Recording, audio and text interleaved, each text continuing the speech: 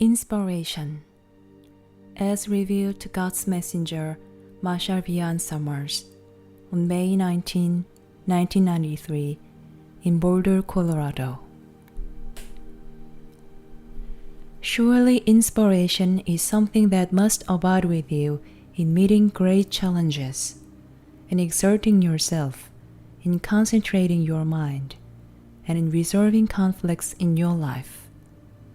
But inspiration will only occur momentarily here and there as a reminder, as something that reconnects you to something greater, that represents a larger purpose in life beyond your personal concerns and interests. Inspiration can come from knowledge. It can come from your teachers. It can come from your companions.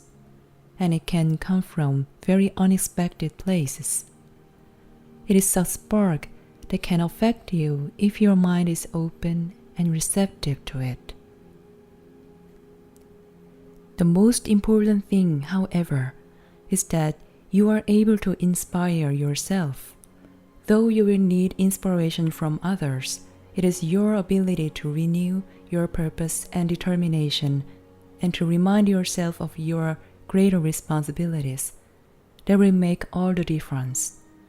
To be self-directed or inner-directed requires that your motivation can be renewed and rededicated from within you. Without this, you will not get beyond the first barrier or obstacle that stands in your way. And indeed, many people do not proceed beyond these first obstacles. Inspiration is something that you must generate within yourself. You must also seek it in your environment and in your relationships. To seek it in the environment, you must direct yourself to those individuals, to those events, even to those historical accounts that reinforce your conviction and commitment and remind you that greater things are possible given true determination, true companionship, and a worthy goal. Indeed, the lives of inspiring people can serve to help you here tremendously, for they have risen above their own circumstances.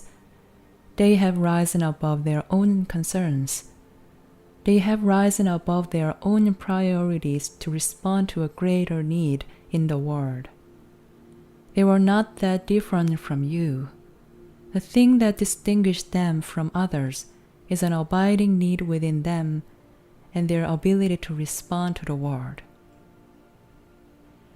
This inner need and outer initiatory stimulation are very essential. You may feel the need, but something in the world has to call it out of you. You cannot call it out of yourself.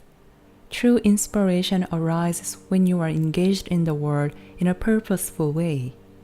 True inspiration arises in the context of purposeful relationship with a person, with a place, or with an endeavor. It is not something that is within you alone.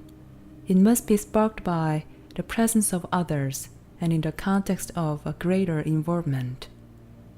At the outset, you will need the accounts of others' lives. You will need encouragement from your companions. You will need to seek out those things that remind you of your purpose and reinforce your conviction that you can carry it out. You will need these external supports, and indeed, they are there to serve you. If you seek for them, you will find them. Though they might not seem abundant, the truth is that millions of people throughout the ages have done noble and worthy things with their lives, and their examples have been recorded in many cases, certainly enough to provide ample encouragement for you. At the outset, you will also need real companionship. Here, you must distance yourself from people who discourage you and who add to your confusion or self-doubt. You must even distance yourself from people who are going in a different direction, even if their pursuits are worthy. Indeed, You must distance yourself from anyone who cannot support a greater purpose in you. You do not cast them out of your heart or deny your love and appreciation for them, but you must have distance from them in order to proceed. Do not underestimate the importance of this. It is absolutely vital. Without the right companions, you cannot undertake a journey. Without true assistance, you cannot even begin. Often at the outset, one of the most difficult challenges is to disengage from relationships which cannot accompany you on an important discovery in life. This is often the first great challenge, and many people will not be able to meet it. But you can, and you must. Doing this restores to you the confidence that there is a greater power living within you. You side with it, you choose with it, you follow it. Here you may have to give up money, pleasure, and even love at the outset. But this strengthens knowledge within you. Here you realize that you have two choices. It always comes down to two choices: to follow knowledge or not to follow knowledge. Now, of course, if you are not aware of knowledge or don't know what knowledge is, this may seem incomprehensible to you. But as knowledge becomes revealed, you will see in every case that you have two choices. To make the right choice, you must find inspiration in your companions and in your life, and you must inspire yourself. You will always have great support for making the wrong choice. You can always find much companionship in going the wrong way. And you can always receive much consolation for not going anywhere at all. But what value is there in this? Does this inspire you? Does this encourage you to live a greater life and to exercise a greater authority that the Creator has given to you? Is there anything inspiring about being safe and comfortable?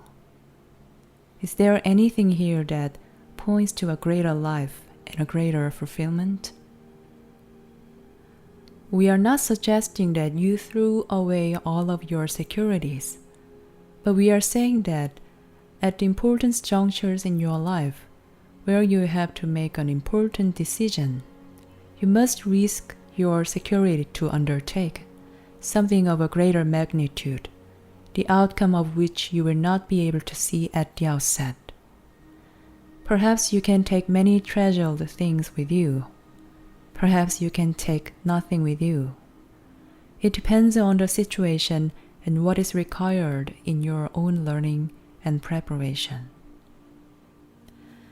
There is something else in your life beyond comfort, pleasure, and security, something of far greater importance and magnitude. Perhaps you alone amongst all of your acquaintances are feeling this and can sense this. Here you will need to align yourself with others who have the same inner need and the same inner conviction, however ill-defined it might be. They too are responding to something. They too are being called in life to follow something, to find something, and to do something beyond the normal range of human interests and activities.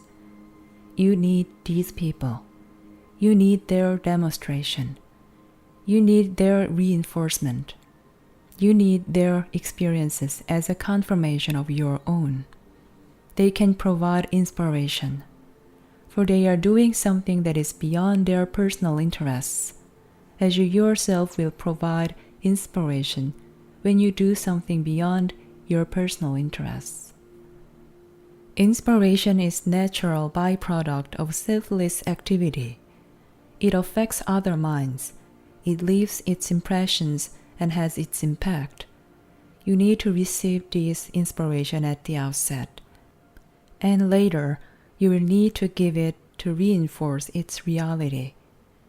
Inspiration is a reminder that You are a part of a greater life and a greater purpose, that you are not simply a human being whose only concern is for survival and self-gratification. This reminder is important, for humanity is preoccupied with survival and gratification.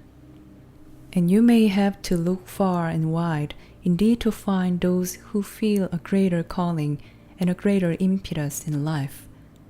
Those who do not feel this, who do not have this experience, and who are not moved by it, cannot go with you on your journey, no matter how much you care for them personally. No matter what their wonderful attributes may be, they cannot journey with you, and you must realize this and accept it, or they will either intentionally or inadvertently spoil your inspiration. They will become part of what holds you back rather than part of what inspires you. To choose that which is inexplicable but necessary is an act of courage and personal integrity. This is inspiring. You can find examples of this if you look for them. You will find what you look for in the world. If you want security and self-gratification only, you will find these up to a point, though there is no real security without knowledge, and self-gratification is not very gratifying no matter how much you give it to yourself. It is correct to say that all inspiration comes from knowledge. But since people do not know what knowledge is, this is a difficult definition to accept and even more difficult to apply. Let us say for now that inspiration is a reminder, it is a reinforcement, it is a remembrance. It represents that greater truth of your life that is calling you to recognize it, to accept it, and to embrace it. If you feel this, then you must go forward. Do not hold back. If this is moving your life, then move within it, not blindly but wisely, with your eyes open because you are a beginner in the way of knowledge. No matter how advanced you think you might be in spiritual things or in the ways of the world, you are still a beginner in the greater community way of knowledge.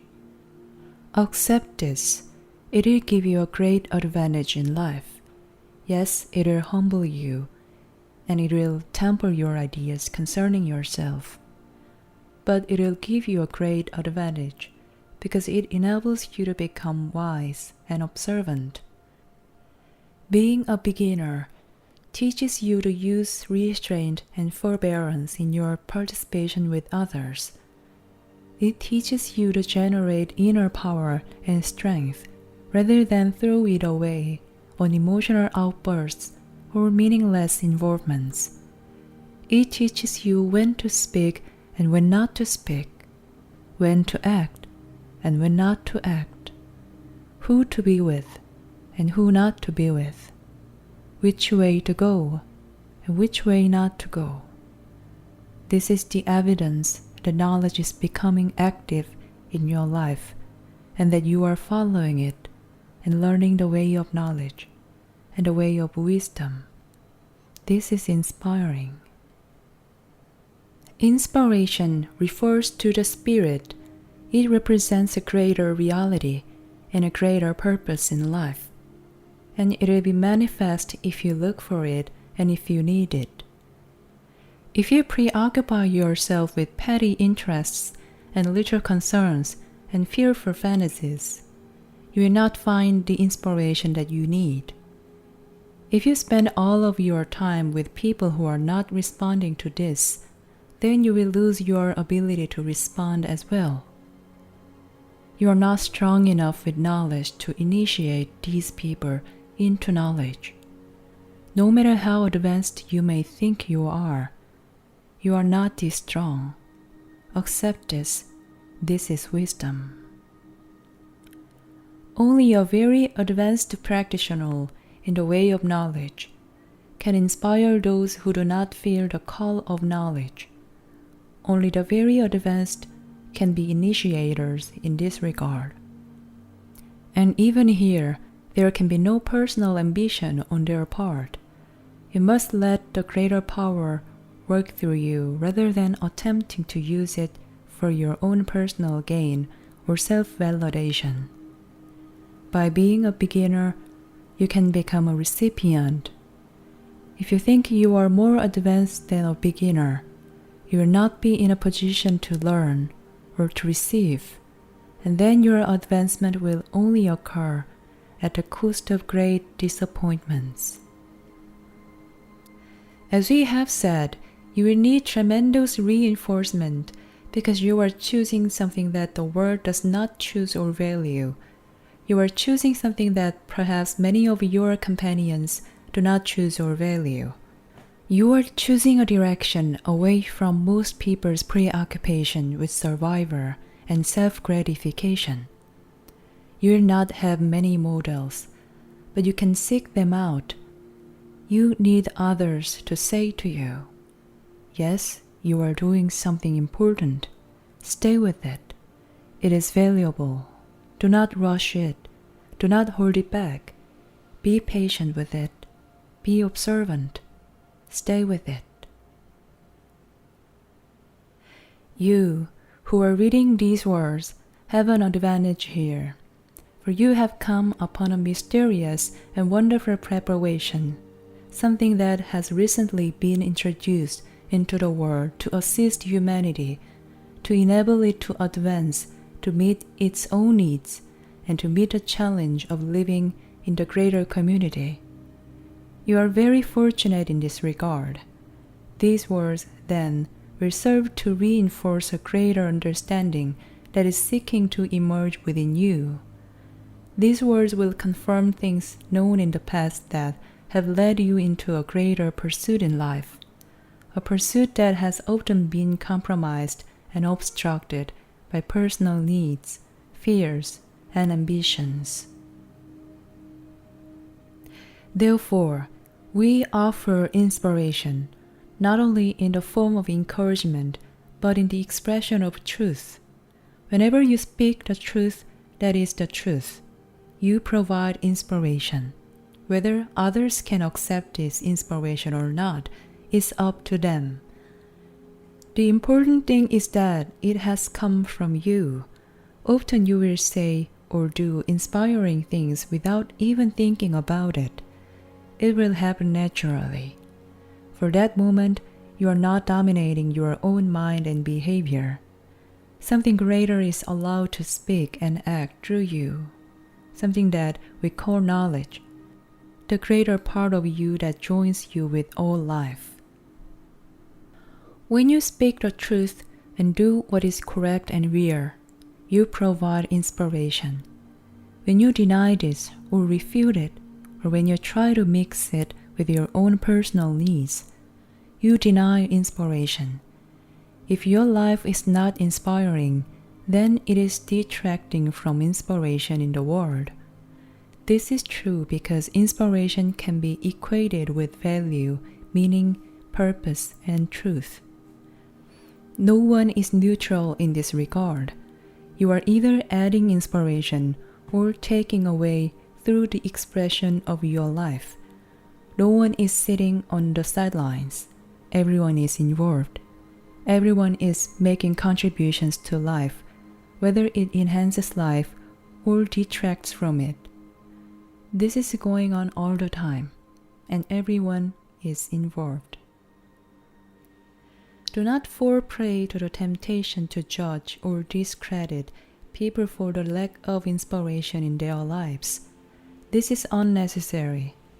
You have to stay focused on what you have to do and on those few relationships that are capable of supporting you. When you become a critic of humanity, you lose your own meaning and worth. Humanity is what it is. To call it good or bad is meaningless. It is where it is. We do not lie to you and say everything is wonderful and everyone is doing great. Likewise, We do not lie to you and say everyone is stupid and idiot. People are where they are. Many have not reached the threshold of knowledge. Many have not responded to a greater need and a greater calling in their lives. Why blame them for this? Accept it. If inspiration were abundant in human life, then the world would look very different than it does today. If knowledge were being expressed through the lives of many people in a consistent way, the world would look very different than it does today. Accept where people are and concentrate on what you must do. Do not waste your self-worth and your vitality in criticizing others. This takes away from inspiration and makes inspiration more difficult for you to attain or to receive. Criticism must be replaced with compassion, for compassion is based on understanding. It is understanding where people are in the stages of life. It does not make them right. It does not make them wrong. It does not release them from their responsibilities. But it does not condemn them for their failures. Go back to inspiration. Concentrate on something that is greater, more important, more genuine, and more real. It is within you. And you can find it in the world if you look for it. But it will not be obvious.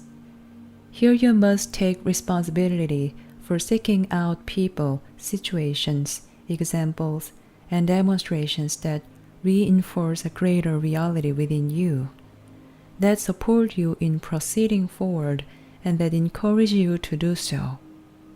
You must look for this goodness because you need it. Alone, you cannot overcome the world or the world's preoccupations. You need great assistance to do this. You need assistance from beyond the world through your spiritual family.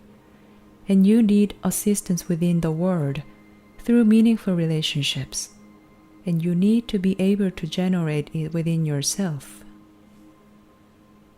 To generate inspiration within yourself, it is necessary to identify those experiences and accomplishments in your life that had a tremendous and positive impact on your development and future possibilities. Perhaps these are only moments in the span of your years, but they stand out in great contrast to your normal range of experience. These are essential for you to remember and to recall. This will give you the strength and encouragement that you need should you be facing an important decision in your life. Then you can choose that which is correct over that which is merely expedient or personally rewarding. You can do something that you feel and know is right over something that merely looks good. Here you go beyond appearances to penetrate the real value of things. You can have this encouragement because you have experienced it before, and you have seen this demonstration in others. Remember these experiences and do not forget them. Do not deny or discredit them. Sometimes people deny or discredit their inspiring experiences because they did not yield a personal reward that was expected. They say, "Well, I did not make money out of this situation." Or, "Gee, I really lost a lot in this situation." Of course, doing what is real, what is needed, and what is correct does not fill your pockets with money, and it does not enhance your resume in life. Yet it gives you something greater, so much greater. It gives you reality. It gives you truth and purpose, things which those who are clamoring for wealth, the wealth of money and the wealth of love, cannot find. For this you must have faith. Call upon your earlier experiences to remind yourself. Call upon your relationships to remind you. and seek out the companionship that is worthy of your journey in life. One wrong companion can spoil the whole endeavor. Think of it like this. You are going to climb a great mountain. This requires equipment and preparation. This requires planning and determination. It requires that you resolve certain conflicts at the outset in order to proceed. The journey is going to require tremendous strength and dedication. It is going to require some very wise planning, and it is going to require worthy and capable companionship. If one companion does not share this, he or she can undermine the whole expedition. One person whose commitment is not genuine can cast doubt upon everyone's focus and purpose. You are on a mission in life, no less great than climbing a great mountain. You have come here on a mission. You do not just simply wash up on the shore of life to live a few years and then pass away. You came here on a mission. Your mission will not garner you wealth, fame, or universal appreciation. Instead, your mission will give something back to you that the world cannot provide, something of far greater value that only you will be able to give to the world. This is inspiration, born of knowledge, realized through genuine decision-making and real living, shared through meaningful relationships, and passed on through contribution to those who need it everywhere. This is inspiration, the presence of spirit in life. Have this spiritual presence be with you, and have this presence prepare you. Have this presence lead you forward. Have it abide with you in your times of doubt, fear, and confusion. Have it be evident in your primary relationships. Have this presence help you determine your priorities and even your practical needs. For this is the presence of knowledge living within you and expressing itself through your relationships with others and with the world. You have the possibility of becoming a messenger of inspiration. This does not mean that you simply say positive things, share exciting or uplifting ideas, or promote great ideas for humanity. No, it is not this. It is that the presence of spirit is with you, and it is regenerated through your wise decision-making and through your selfless activity. Here knowledge can speak through you, act through you, and make a demonstration in the world through you. This is inspiration, yours to receive and yours to transmit into the world. This is possible in the way of knowledge, and in the way of knowledge, this will be your destiny.